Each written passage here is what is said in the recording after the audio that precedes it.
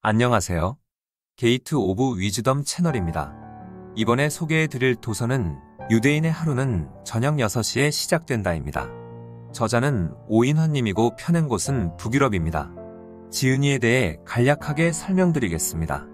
지은이 오인환님은 1987년 제주도 서귀포시 남원에서 태어났습니다. 만 20에 뉴질랜드로 나홀로 유학을 떠나 경영과 마케팅을 공부하고 현지에서 중견 매장 지점장으로 일했습니다. 한국으로 돌아와 싱가포르 수출과 강사, 사업 등 다양한 분야를 진행해왔습니다. 인생의 의미는 다양한 경험에 있다고 믿고 살며 한 번도 경험해보지 않은 일들을 해보는 것이야말로 인생의 특권이라고 믿습니다. 10년간 해온 스케줄 관리법과 메모법, 독서 등의 좋은 습관으로 지금은 사람들에게 좋은 습관 만들기를 전하고 있습니다. 그럼 책 속으로 들어가 보겠습니다. 실패와 시련 속에서도 능동적인 삶을 살라. 평화로울 때는 미처 느끼지 못했던 사람에 대한 이해와 관심의 필요성은 모든 것이 파괴되는 끔찍한 전쟁 속에서 피어난다. 만약 누군가 현재 고난과 시련을 겪고 있다면 그것은 아마도 다음 고난과 시련을 맞이할 때를 대비한 일종의 예열 과정일지도 모른다. 한때 황폐해졌던 마음을 다독여 안정시킨다고 해도 언젠가 전쟁 같은 일을 또다시 치르고 나면 되돌아갈 수도 있는 법이다. 삶은 모르는 일의 연속이다. 일상생활에서 불안함을 느끼는 경우 중 대표적인 것은 자신도 잘 알지 못하는 모르는 일이 주어졌을 때다. 사람은 불확실한 미래에 대한 걱정을 가시적인 방향으로 조금 바꾸기만 해도 마음의 위안을 얻는다. 2미터도 안 되는 얕은 물에서도 익사할 수 있는 것은 물이 얼마나 깊은지를 모르기 때문이다. 똑같은 깊이라 해도 조금만 더 뻗으면 발이 닿는다는 사실을 안다면 공포심에 휩싸여 허둥댈 일은 없을 것이다. 인간이 느끼는 두려움은 대체로 이러한 무지로 인해 생기는 공포에 불과하다. 실제하는 대상이 있다면 우리가 느끼는 두려움은 상당 부분 해소될 수 있다. 다만 문제는 우리 인간이 속한 세계에 대해 무지한 영역이 상당히 많다는 점이다. 특히 미래와 과거라는 시간의 영역도 무지의 영역 중 하나다.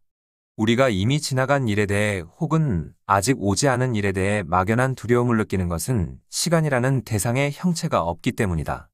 만약 시간을 가시적인 대상으로 바꿀 수 있다면 우리 인간이 느끼는 시간에 대한 두려움은 현저하게 줄어들 것이다. 시간이라는 무형의 것을 유형의 것으로 간단하게 바꿀 수 있는 방법이 있다. 바로 시간을 기록하는 것이다. 시간을 기록한다는 의미는 자신이 한 일을 기록하는 것과 다르지 않다. 유대인이 6일의 노동을 마치고 안식일을 가지는 것도 지난 일을 기록하는 것과 일맥상통한다. 그들이 안식일을 지키는 것은 일을 하지 않고 휴식함으로써 무언가를 비운다는 의미보다 회복한다는 의미를 갖는다. 성경을 보면 회개하라라는 말이 등장한다. 너희는 회개하라, 천국이 가까웠느니라. 마태복음 3:2 회개하라는 히브리어로 테슈바흐라고 한다. 이는 눈물을 흘리며 용서를 구하는 회개하다의 의미도 있지만 대답하다와 되돌아가의 의미를 담고 있다. 한국어로 온전하게 번역하기 힘든 히브리어의 개념을 가져오는 과정에서 그 의미가 탈락했다. 그러다 보니 우리는 종종 유대인이 안식년에 갖는 회개에 대해 오해한다. 유대인에게 안식일은 모든 일을 멈추고 휴식을 취하며 지난 날을 되돌아보는 날이다. 삶을 사는 동안 계속 앞으로 나아가는 것도 중요하지만 한 번쯤 자신이 지나온 시간과 결과를 복귀하는 과정은 매우 중요하다. 바둑 기사들은 특별한 경우가 아니라면 대국을 마치고서 반드시 복귀를 한다. 복귀를 통해 경기 진행 중에 미처 확인하지 못한 전술과 대국 전반에 걸친 전략을 되돌아보는 소중한 기회를 갖는다. 경기의 승패를 떠나 복귀를 생략하는 법은 없다. 대한민국 바둑의 황금시대를 이끌었던 이창호 구단도 복귀에 대해 말했다. 재능을 가진 상대를 넘어서는 방법은 노력뿐이다. 더 많이 집중하고 더 많이 생각하는 수밖에 없다. 바둑에는 복귀란 훌륭한 교사가 있다. 당시 최고의 바둑기사였던 이창호 구단도 복귀라는 훌륭한 교사로부터 언제나 학습을 했다. 그의 스승격인 조은현 구단 또한 복귀에 대해 매우 인상 깊은 말을 남겼다. 승자는 기쁨에 들떠있고 패자는 억울함과 분함 등 온갖 감정으로 괴롭다. 그 모든 감정을 억누르고 차분한 마음으로 복귀를 하기란 참으로 힘든 게 사실이다. 살다 보면 쉴 새 없이 몰아치는 인생의 실전 속에서 조급한 마음에 바보 같은 악수를 두는 실수를 범하곤 한다. 자신의 치명적인 실수를 바라보는 것은 참으로 괴로운 일이다. 그런 면에서 바둑의 복기는 이기든 지든 관계없이 자신의 지난 일을 반성하고 격한 감정의 회오리 속에서 평정심을 유지하는 훈련과도 같다. 유대인에게 바둑의 복기와도 같은 안식일의 시간은 같은 실수를 반복하지 않도록 해주는 그들만의 힘이다. 조은현 구단은 누구나 어설프고 미숙한 부분을 갖고 있기에 실수를 인정하고 받아들여야 한다고 말했다. 또 내적으로 성숙한 어른이 되려면 자신의 아픈 상처를 직시하고 아플수록 더 예민하게 들여다봐야 한다고 했다. 승리한 대국을 복귀하는 과정은 이기는 습관을 만들어주고 패배한 대국을 복귀하는 과정은 이기기 위한 준비의 시간이 된다. 지난 시간을 돌아보는 과정은 돌이킬 수 없는 일을 붙들고 한탄하는 후회와는 성격이 다르다. 유대인의 역사를 돌이켜보면 찬란한 문명을 꽃피웠던 다른 민족과는 다른 시간을 살아왔다는 것을 알 수 있다. 그들의 역사는 한마디로 실패와 시련, 고난의 역사다. 유대인은 자신의 아이들이 기아 상태에 있는 아프리카 아이들의 심정을 느껴볼 수 있도록 기아 체험을 시킨다고 한다. 또 끼니를 거른다는 것이 얼마나 괴롭고 힘든 일인지 직접 체험을 하고 나면 아프리카로 자원봉사를 보낸다. 이를 통해 몸소 시련을 겪고 그와 비슷한 시련에 있는 다른 이들에 대한 공감 능력을 가질 수 있다. 이런 기억과 경험은 다시 찾아올 시련에 대한 훌륭한 대비책이 돼준다. 그처럼 유대인은 평소에도 의식적으로 고난과 시련을 반복하면서 늘 자신들의 시간을 복귀하고 학습하는 삶을 살았다. 정신과 의사 빅터 프랭클은 오스트리아 출신 유대인이다. 그는 2차 세계대전 당시 아우슈비츠로 끌려갔다가 기적적으로 살아 돌아왔다. 그는 수용소에서 부모와 아내, 두 자식과 친구를 잃었다. 그곳에서의 삶은 고난 그 자체였다. 심지어 하루에 물 한 컵만 배급되기도 했다.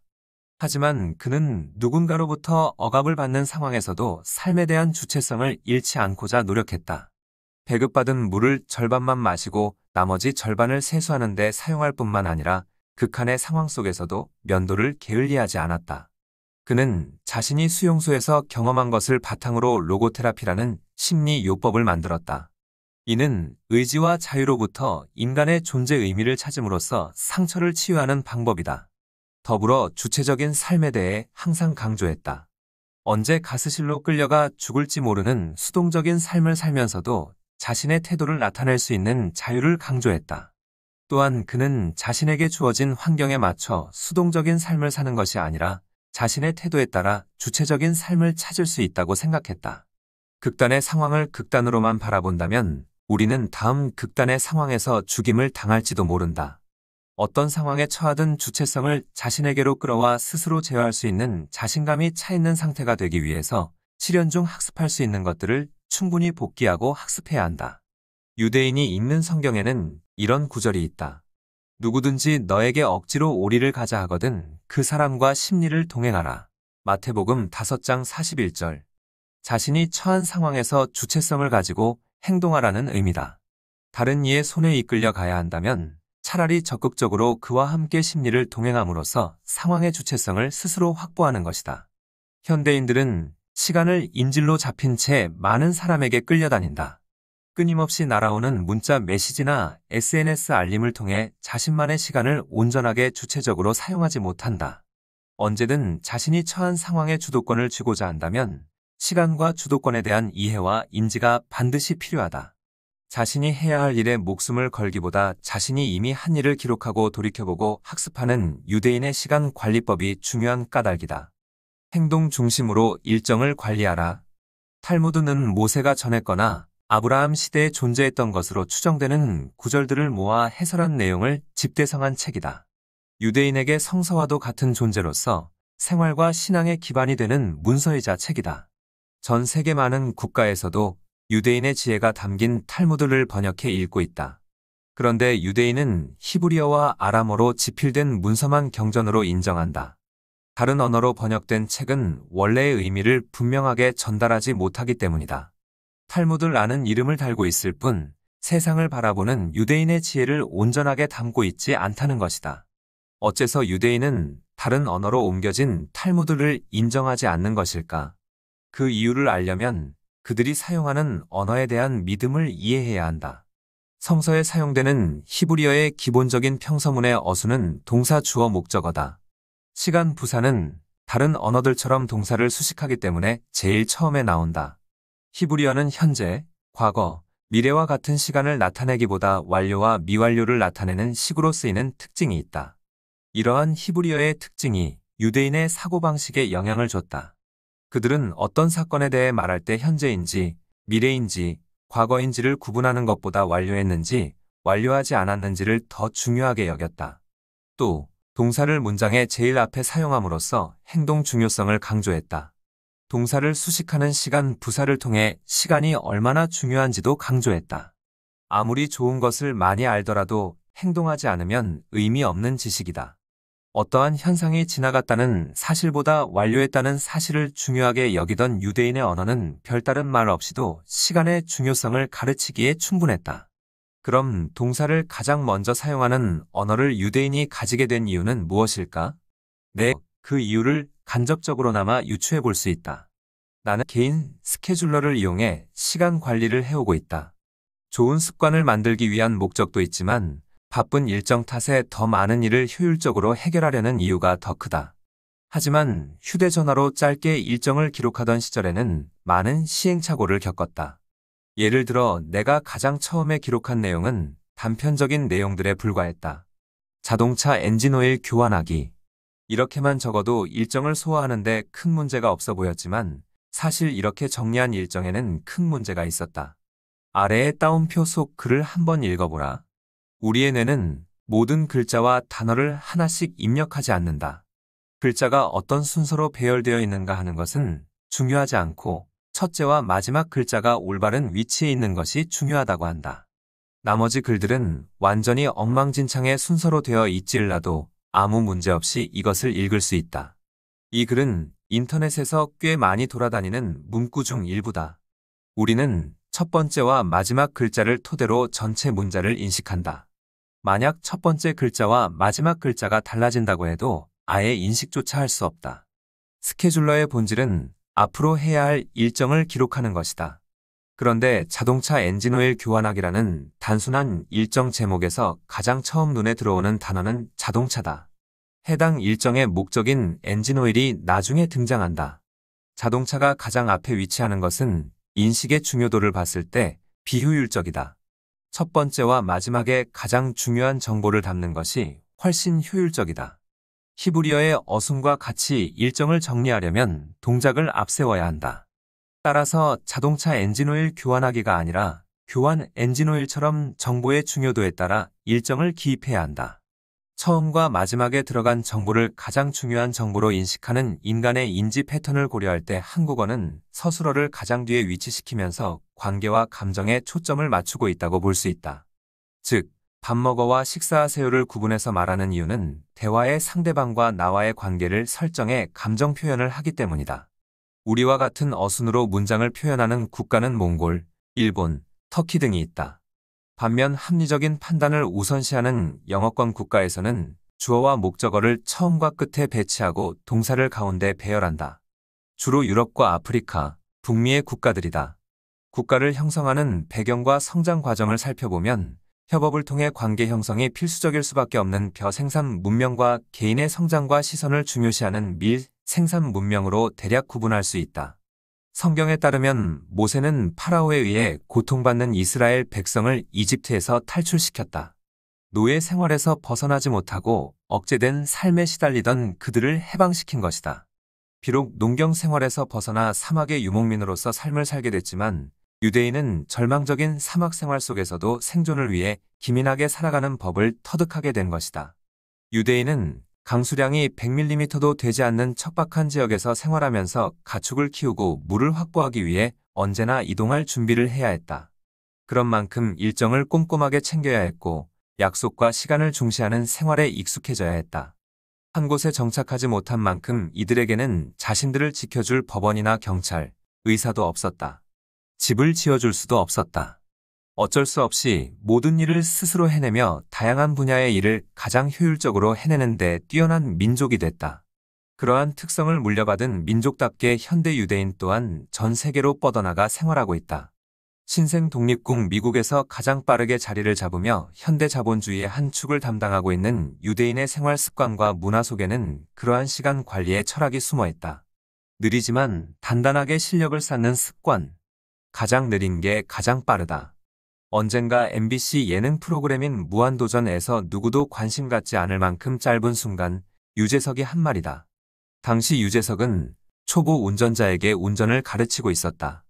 그런데 운전석에 앉은 초보 운전자가 실수를 하자 원래 가장 느린 것이 가장 빠른 거예요. 괜찮아요. 라고 했다. 그렇다. 가장 느린 것이 가장 빠른 것이다. 이 말은 본질에 가까워질수록 완성도는 탄력을 받는다는 것을 의미한다. 대기만 성형 방송인이라는 유재석이 한 말이라서 더욱 와닿는다. 예전에 한 운전자가 신호가 바뀌는 도중에 무리하게 속도를 냈다가 사고를 당한 것을 본 적이 있다. 운전 중에 만나는 신호 대기 시간은 기껏 해봐야 1분에서 3분 정도다. 그토록 짧은 시간을 단축하기 위해 무리하게 운전을 하던 운전자는 기어코 사고를 내고 예정 시간보다 2시간이나 늦게 도착했다. 언제나 정도를 지키거나 매사 꼼꼼하게 천천히 임하다 보면 답답하고 느리게 느껴지곤 한다. 꼼수를 부려서라도 빠르게 일을 끝내고 싶고 신호를 위반해서라도 빠르게 목적지에 도착하고자 한다. 하지만 결과는 오히려 반대로 작용한다. 정도를 지키는 길이 어쩌면 가장 빠른 길이다. 태극권은 다른 스포츠나 무술과 비교하면 가장 정적이고 느린 무술이다. 느린 무술 동작 덕분에 강력한 힘을 발휘하는 것처럼 보이지 않는다고 생각할 수 있다. 그런 만큼 훈련의 효과도 의심을 할 수 있지만 그렇게 느리게 수련을 하는 것이 태극권의 강점이기도 하다. 느린 수련 동작의 목적이 아이러니하게도 더 빨라지기 위해서이기 때문이다. 태극권은 몸을 천천히 움직이며 몸 곳곳의 움직임을 미세하게 관찰하고 느끼면서 동작을 계속 연결해 하나의 긴 동작을 완성하는 것이 특징이다. 그렇게 동작을 하나하나 몸에 익히고 나면 힘을 쓰고자 할 때 영민하게 반응하는 전달력을 갖게 된다. 목표에 도달하는 데는 두 가지 유형이 있다. 하나는 농사꾼의 유형이고 다른 하나는 사냥꾼의 유형이다. 사냥꾼 유형은 기민하게 움직여 상대의 약점을 파악한 뒤 잽싸게 목표물의 숨통을 끊어낸다. 반대로 농사꾼 유형은 시간을 갖고 꾸준함과 느긋함으로 승부한다. 우리는 오늘 했던 노동의 결실이 내일 맺히지 않는다는 사실을 알고 있다. 그리고 인간의 문명에서 사냥꾼은 변방으로 물러났고 문명의 중심은 농사꾼의 차지가 됐다. 그렇다. 느린 것이 가장 빠른 것이다. 얼마 전 생텍쥐페리의 어린 왕자를 다시 꺼내 읽었다. 거기서 느린 시간의 소중함을 강조한 대목이 가슴에 남는다. 너의 장미꽃이 그토록 소중한 것은 그 꽃을 위해 내가 공들인 시간 때문이야. 자신이 사랑하고 있었던 장미꽃이 유일무이한 존재가 아니라는 사실을 깨달은 어린 왕자에게 사마교가 했던 말이다. 대상이 무엇이든 자신에게 익숙하도록 길들이기 위해서는 일정 시간이 반드시 필요하다. 시원하게 들이켠 물이 내 몸에 이곳저곳에 퍼져들어가거나 갓 짚인 온돌 바닥이 집 전체를 은은하게 덮이는 데는 반드시 일정 시간이 필요하다. 그 시간을 기다리지 못한다면 그 결값은 우리 안에 머물지 못하고 어디론가 사라지고 만다. 우리는 과연 무엇을 얻고 싶은 것일까? 돈사랑, 명예 같은 것들이 내게 와서 길들 시간이 충분하지 않다면 그것들은 자신을 안전하게 보호해주고 성장시켜줄 다른 보금자리를 찾아 떠날 것이다. 그것이 자연의 이치다. 불안전한 곳에서 안전한 곳으로 바뀌어가는 것은 사회뿐만 아니라 자연이 이미 채택한 만고불변의 법칙이다. 고교 시절에 만났던 수학 선생님은 책을 무척 좋아하셨다. 선생님은 학생들에게 책을 읽어야 하는 이유에 대해서 이야기하곤 하셨다. 그러자 반 학생들이 선생님께 여쭤봤다. 책을 왜 읽나요? 그러자 선생님이 답했다. 지식을 얻기 위해 읽지. 학생들이 다시 물었다. 지식인에 검색해보면 되는데요. 얼핏 듣기에는 맞는 이야기다. 하지만 선생님은 단순히 지식의 곁을 핥는 것이 아니라 그 깊은 내면에 깔려있는 논리와 사고를 체험해야 한다고 설명하셨다. 책의 간단한 요약본이나 감상평은 지금 이 글을 읽는 것처럼 너무나 쉽게 접할 수 있다. 하지만 사막여우가 말한 장미가 특별한 이유는 그것과 함께한 시간이 있기 때문이다. 결코 시간은 배신하지 않는다. 유튜브에 있는 영상만으로 태극권의 동작을 흉내내 볼 수 있다.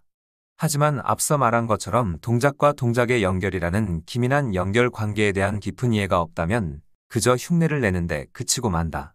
그럴듯해 보이는 것들에 둘러싸인 나의 지식과 행동은 과연 나를 얼마나 앞으로 나아가게 해줄까?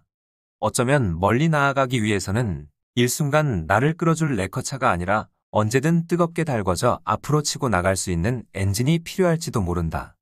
가장 느린 것이 가장 빠르다는 말은 결국 학창시절 고개를 책상 위에 고정시키고 공부해야 했던 공부벌레들이 결국 세상을 움직이는 것과도 같은 이치다. 당장 성공하겠다고 학교를 그만두고 취업 전선에 뛰어드는 것만이 능사는 아니다. 꾸준히 묵묵하게 보이지 않는 털을 갈고 닦는 일을 지속할 때 비로소 더 빠르게 도달할 수 있다. 성공한 이들은 책 읽기를 좋아하고 사색과 명상을 좋아했다. 공부에는 게으름이 없었다. 그 결과 느리지만 빠르다면 엄청나게 빠른 속도로 세상을 장악했다. 이는 느림의 미학이 선사하는 통쾌한 반전이기도 하다. 하얀 우유가 요거트가 되려면 아무리 빨라도 일정 시간이 필요한 것처럼 인공의 힘으로 앞당길 수 없는 영역이 존재한다. 넉넉한 시간을 가져야 완성되는 발효식품처럼 시간을 갖는다는 것은 몰입의 과정이기도 하다. 몰입도 학습을 이끄는 과정이다. 무거운 바벨을 몇 차례 드는 일은 노동에 불과하다.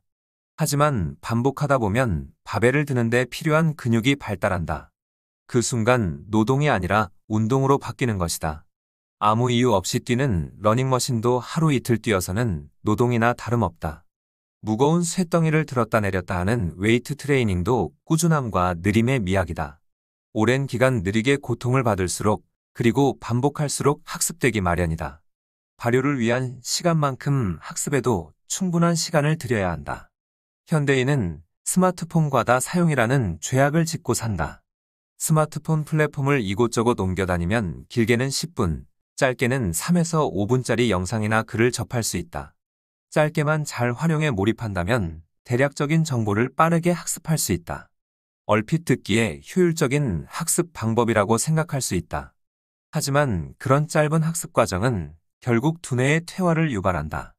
빠르게 얻은 정보는 학습되지 못하고 증발하기 때문이다. 근육을 강화하는 훈련처럼 두뇌도 천천히 느린 방식으로 반복 학습을 통해 성장한다. 우리가 하는 모든 행위는 학습 과정이 될 수 있다. 오늘의 체력을 아끼고 내일의 체력을 아낀다고 해서 1년 뒤 장거리 마라톤에서 승리할 수 있는 것이 아니다. 장거리 마라톤에서 우승하려면 잠시 쉬는 것도 중요하지만 일정 시간을 정해 꾸준하게 운동해야 한다.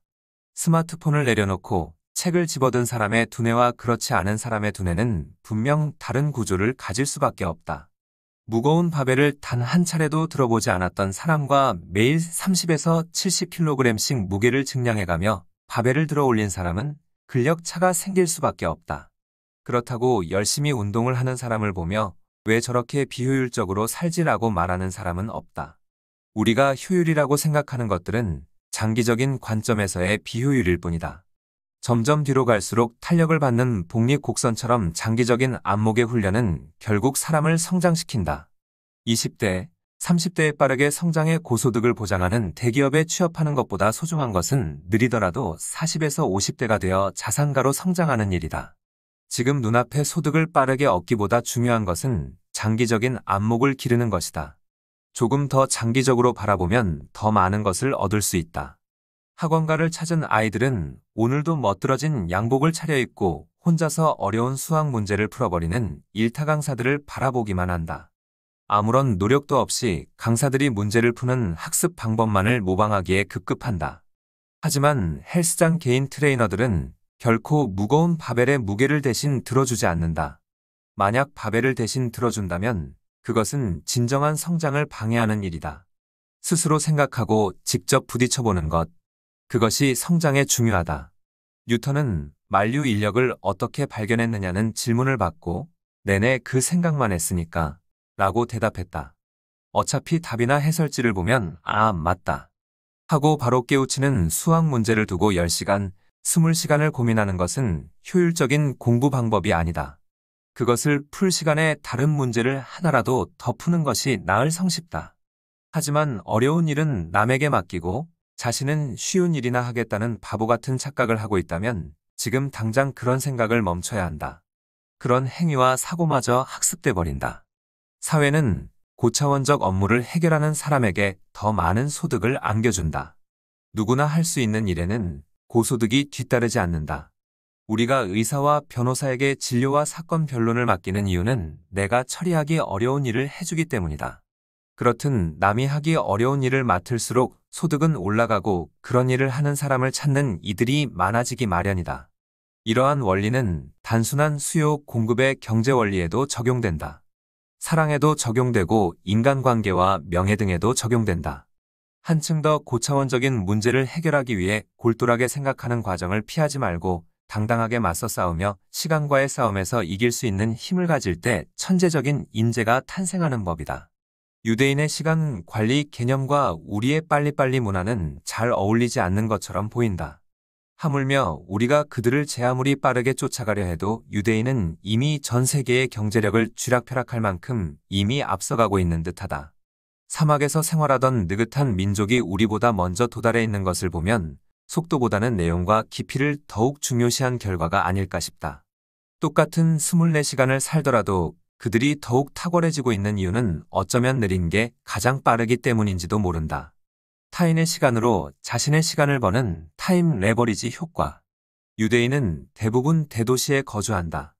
미국 뉴욕에 사는 유대계 미국인의 인구는 175만 명이나 된다. 보스턴, 뉴욕, 필라델피아, 워싱턴 D.C.로 이어지는 메갈로폴리스에는 300만 명의 유대인이 살고 있다. 또한 높은 출산율로도 유명하다. 하브루타 교육법에서도 알 수 있듯 그들은 공동체를 굉장히 중요하게 생각한다. 내부적으로는 결속력이 뛰어나고 외부에 대해서는 폐쇄적으로 대하는 특징이 있다. 물리학자이자 미국 유타대학교 인류학과 부교수인 그레고리 코크란 박사는 유대인의 천재성에 대해 연구했다.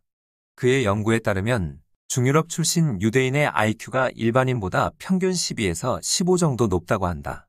또한 IQ 140 이상의 비율이 북유럽 사람 중에는 0.004%인 반면 유대인 중에는 0.023%로 나타나 무려 6배의 차이가 있다고 한다. 유대인의 내부 결속력이 남다른 것은 주로 고리대금, 세금 징수, 무역 등의 일에 종사하고 다른 민족과 결혼하지 않는 관습을 유지하는 독특한 문화적 배경 때문이다. 그들이 폐쇄적인 문화를 가졌다고 해서 주변 국가들로부터 고립된 생활을 하는 것은 아니다. 개방성도 여느 국가들에 뒤지지 않는다. 오히려 유대민족은 유목민족의 특성을 살려 전 세계 여러 곳으로 퍼져나갔으며 현지어와 자신들의 언어를 절묘하게 융화시키는 모습도 보였다. 그들은 환경에 적응하고 주변 상황을 절묘하게 이용함으로써 성장을 이끌었다. 환경을 철저하게 이용하되 자신들의 정체성을 잃지 않고 내부 결속을 통해 얻은 신뢰를 바탕으로 그들은 자신들의 천재성을 더욱 드러냈다. 미국 인구의 0.2%도 되지 않는 유대인이지만 미국 명문대학교와 대학원에 다니는 유대인 비율은 압도적이다. 하버드 대학교는 30%, 예일 대학교는 28%, 보스턴 대학교는 24%가 유대인이다. 또한 과학과 그 외 학문 분야에서 노벨상 수상 비율도 30%가 넘는다. 학문적으로 유대인은 엄청난 장악력을 갖고 있다. 특히 교육면에서 독보적 위치에 있는 유대인은 주로 리더의 위치까지 오르는 경우가 많다. 그들이 조직의 높은 곳까지 차지할 수 있었던 것도 그들의 성격과 일부 연결된다. 유대인은 질문하는데 거침이 없다. 무례하다 싶을 정도로 자신의 의견을 표현한다. 발성도 크고 직설적인 편이어서 대화를 하다 보면 상대방과의 관계에서 우위를 점하는 경우가 많다. 하브루타 교육법으로 오랜 기간 학습한 결과다. 상대방과 질문하고 대답하는 교육에 익숙한 그들은 토론하고 이야기하거나 관계를 형성하는 것을 다른 무엇보다 중요하게 생각했다. 혼자서 해내는 일보다 둘 이상이 함께 협력하는 일에 더욱 매력을 느끼기도 한다. 게임, 유흥, 패션처럼 관계를 형성해 결과를 얻을 수 있는 일을 더욱 선호한다. 개인이 얻을 수 있는 효율보다 공동체가 얻을 수 있는 효율이 높다는 것을 하바루타 교육을 통해 일찍부터 깨달았기 때문이다. 신뢰할 수 있는 대상을 파트너로 삼아 함께 협력해 나가는 것은 오늘날 우리에게도 몹시 중요하다. 우리의 신체를 예로 들어보면 쉽게 이해할 수 있다. 침팬지는 인간과 달리 엄지의 길이가 검지에 비해 매우 짧고 왜소하다. 유전적으로 98%를 공유하며 가장 유사하다고 알려진 침팬지와 인간의 손가락은 작은 차이에 불과하지만 어마어마한 행태의 차이로 이어진다. 대략 6천만 년 전, 현존 인간의 조상의 손에서 처음으로 엄지가 다른 손가락들과 다른 방향으로 자리 잡게 된 이후 인간은 엄청난 능력을 갖게 됐다. 엄지가 유난히 발달한 인간은 침팬지와는 다르게 사물을 정확하게 집어낼 수 있다. 영장유학자이자 의사인 존 네이피어 박사는 인간의 손 구조 변화에 따라 매우 복잡한 기능은 물론 다양한 행동도 가능해졌다고 말한다. 예를 들어 바늘이나 끈과 같은 정밀한 도구를 다루는 능력을 기를 수 있게 된 것이다. 심지어 나머지 네 손가락과 다른 방향의 엄지가 등장하면서 인간은 두 발로 걷는 직립보행도 가능해졌다고 한다. 또한 우리가 물건을 집어 올릴 수 있는 것은 강력한 손가락 근육이 아니라 이것을 보조해주는 엄지가 있기 때문이다. 엄지가 있기에 도구를 사용해 정교한 작업까지 할 수 있게 됐다. 두뇌의 크기가 커지는데도 많은 도움을 줄 만큼 엄지가 엄청난 역할을 한 것이다. 유대인은 오랜 시간 경험을 통해 하나보다 둘 이상의 효용을 빠르게 인지했다. 혼자서 1시간에 해결할 일을 둘이서 30분이면 해결할 수 있다. 단순히 숫자상으로만 따지면 60명이 있으면 1분이면 해결도 가능하다. 이렇게 효율적으로 일을 할 수 있다면 방향과 본질에 더욱 충실해질 수 있다는 것을 유대인은 알고 있었다. 그러한 유대인의 업무 처리 방식을 100분 활용한 인물이 헨리 포드다. 비록 그는 유대인은 아니지만 업무 분담에 대한 확실한 철학을 갖고 있었다. 산업사회의 기본은 대량 생산과 대규모 시장이다. 포드가 등장하기 이전까지 자동차는 평범한 근로자가 쉽게 살 수 있는 제품이 아니었다. 게다가 자동차 한 대를 조립하기까지 평균 750시간이 걸렸고 가격은 $2,000에 달했다. 포드는 노동자들이 자신의 담당 업무에만 전념할 수 있도록 컨베이어 벨트를 이용해 업무를 분담하는 방식으로 생산 공정을 재편했다. 그 결과 혼자서 자동차 한 대를 만드는 데 들어갔던 비용과 시간이 급격하게 줄어들었다.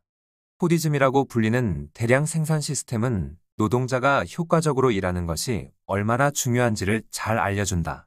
포드의 대량 생산 방식 덕분에 자동차 한 대를 만드는 데 들어가는 시간이 750분에서 93분으로 줄었다. 기술의 발달로 자동차를 생산해내는 시간은 점점 줄어들었고 1908년에는 60분으로 심지어 1914년에는 24초마다 한 대의 자동차가 생산됐다. 생산 방식의 개선으로 가격도 대폭 인하됐다. $2,000였던 자동차의 가격은 무려 $255까지 떨어지게 됐다. 자동차의 대량 생산은 곧 매출로 이어졌다. 모델 판매에 따른 매출은 공장을 확대하는 데 재투자됐다. 근로자들에게는 늘날의 기준과 비슷한 주 5일, 일일 8시간 근무, 최저임금 $5라는 근로 조건이 제시됐다. 하지만 헨리 포드는 유대인을 극도로 싫어한 것으로 알려져 있다. 심지어 반유대주의자라는 오명을 가지게 된 배경은 그가 저술한 국제유대인에 대략 기술돼 있다. 이방인의 법에 따라 유대인끼리 대출에 대한 이자를 받는 것은 금지지만 비유대인에게는 허락된다는 것, 생산 근로 노동을 하지 않고 사무, 판매, 통신 등 불로소득만 추구하는 것이 주 이유라고 밝혔다. 유대인도 그런 헨리 포드에게 반감을 갖고 포드의 차를 사려 하지 않았다. 비록 포드와 유대인 사이에는 서로를 미워하는 관계가 형성됐지만 아이러니하게도 둘은 모두 타인의 시간을 이용해 수익을 얻는다는 공통점을 갖고 있다. 노동자의 시간을 이용해 자동차를 대량 생산한 포드. 혼자보다 함께 일하는 가치를 깨달은 유대인. 둘은 서로 다른 분야에서 다른 방식으로 수익을 창출했지만 그 과정의 의미만큼은 닮아있다.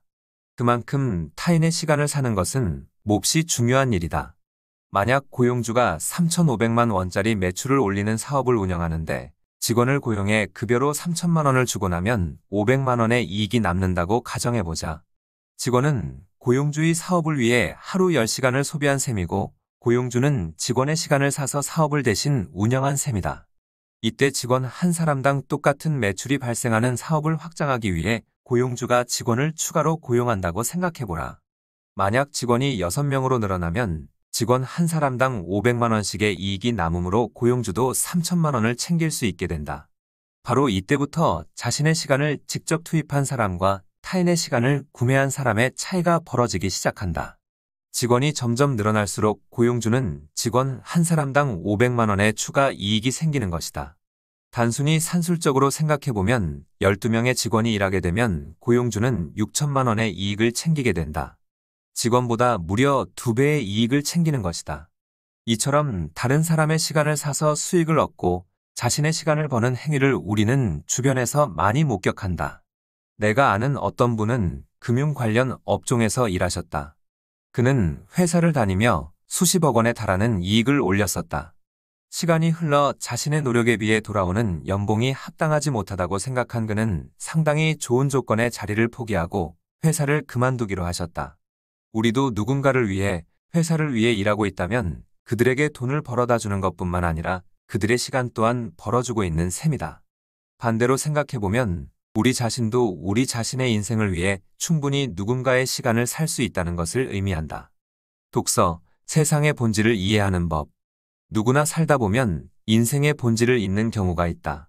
우리 사회에도 있고 내 주변에도 있고 나의 오늘 하루 중에도 있다. 군에 입대하면 일과를 마친 후에는 꼭 전투화를 닦는 시간이 있다. 그 시간에는 무조건 전투화를 닦아야 한다. 전투화를 신었던 날이거나 신지 않는 날에도 무조건 그 시간이 되면 전투화를 가지고 밖으로 나가서 쪼그려 앉아 닦아야 했다. 이미 전투화가 깨끗하더라도 대충 10분 정도 닦는 신용을 하다가 들어간다. 그런 신용을 했다는 것 자체만으로도 내무반의 평화는 보장됐다. 회사 생활에서 인사 담당으로 일하면서 휴가 신청서를 받을 때가 있었다.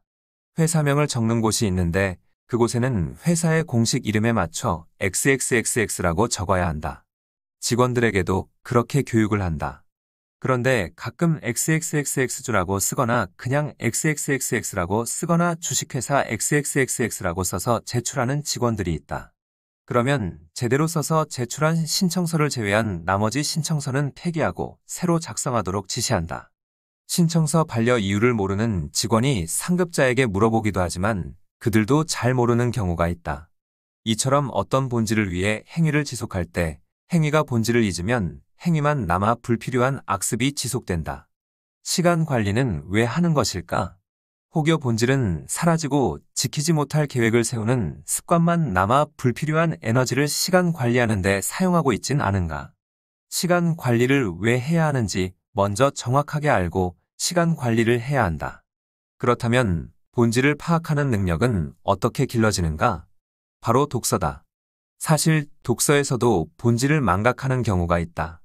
다독을 하는 경우가 그렇다. 예전 한 유튜버의 업로드 영상 중 책 많이 읽은 사람일수록 멍청하다 라는 주제의 이야기를 들은 적이 있다. 그는 다독하는 것을 자랑스럽게 생각하는 사람일수록 무지의 열등감을 숨기려는 허세로 가득할 뿐이라고 주장했다. 분명 일리 있는 말이다. 보통 일일 일독을 하거나 1년에 몇 권의 책을 읽었다는 것을 목표로 삼는 경우는 본질을 잃어버리는 경우가 많다. 책을 읽는 일의 본질은 숫자를 채우는 것이 아니다. 책에서 지적 호기심을 충족시키고 재미를 찾는 것이다. 하지만 본질을 잃은 행위에는 의미 있는 과정이 없다. 최대한 얇고 읽기 쉬운 책을 찾아 그날의 목표량을 해치우는 것만 남는다. 독서력이 생산성에 직간접적으로 영향을 준다는 것을 우리 사회는 이미 알고 있다. 독서를 하면 단락단락이 말하고자 하는 바를 파악하는 능력을 키울 수 있다. 그리고 우리 사회는 능력 있는 인재를 양성하기 위해 문해력, 즉 글을 읽고 본질을 파악하는 능력을 중요하게 생각한다. 수학능력 시험의 영어와 언어에서 주로 묻는 질문이 화자가 주장하는 바, 필자의 의도, 글의 목적, 글쓴이가 말하고자 하는 바 등인 것도 그런 이유다. 우리뿐만 아니라 다른 국가의 교육에서도 그런 흐름을 찾을 수 있다. 다만 우리 교육이 토의나 토론보다 글을 통해 본질을 파악하는 교육에 초점이 맞춰져 있다는 점에서 다를 뿐이다. 우리 사회는 글에 대한 능력을 더욱 중요시하는 사회다. 대부분 우리는 독서는 좋다라는 말을 듣고 자란다.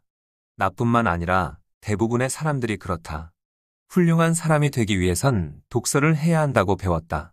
또 성공하기 위해선 독서를 해야 한다고 한다. 하지만 여기에는 가장 중요한 것이 빠져 있다. 본질이다. 언젠가 명상에 대한 글을 블로그에 올리고 얼마 지나지 않아 매일 한 통을 받았다. 명상을 해보고 싶은데 명상을 왜 해야 하나요? 이 질문에는 본질이 빠져 있다. 왜 해야 하는지 모르는 일은 하지 않는 것이 옳다. 왜 더운 여름에 히터를 켜야 하나? 와 같은 고민을 하는 사람은 없다. 왜 추운 겨울에 에어컨을 켜야 하나? 와 같은 고민하는 사람도 없다. 물론 누군가가 그것을 하고 있을 때 왜 그들은 그것을 하고 있는가라는 호기심을 갖는 것은 건강한 자세다. 하지만 왜가 해결되지 않은 상태에서 나 또한 그것을 해야 한다고 생각하는 것은 왠지 조금 어색한 옷을 입는 기분이다. 그만큼 우리 사회에는 본질이 빠진 일이 많다. 본질이 없는 사회는 철학이 없는 사회다. 철학과 본질이 없으면 분위기에 따라 크게 움직일 뿐이다. 대체로 독재 정권들은 우민화 정책을 취한다. 본질을 잊게 만드는 대표적인 사례다. 본질을 파악하는 능력을 키우려면 독서를 해야 한다.